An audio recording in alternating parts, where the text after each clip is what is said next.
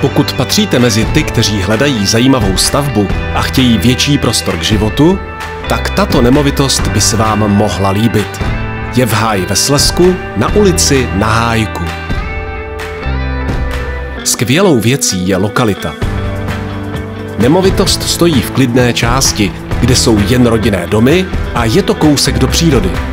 Zároveň je však veškerá občanská vybavenost pěšky jen pár minut od domu.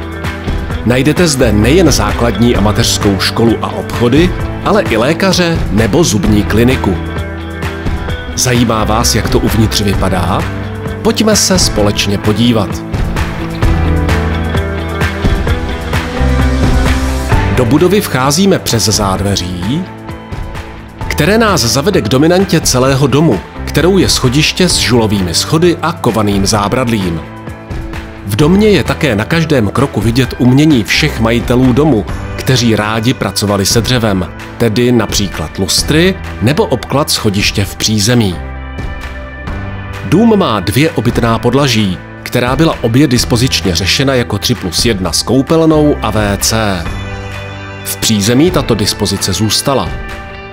V prvním patře se však po rekonstrukci celý prostor otevřel a vznikla tak velmi vzdušná společenská zóna, jedna menší neprůchozí místnost a koupelna s WC se vstupem z chodby.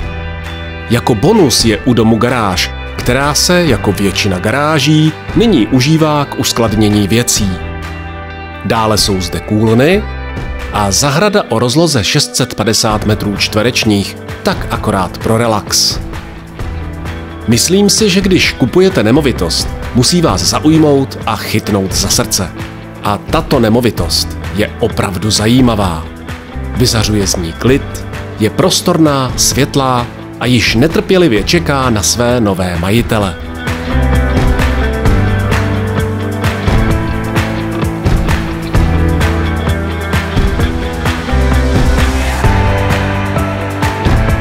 Pokud máte pocit, že chcete vědět víc a dům vidět osobně, tak zavolejte nebo napište.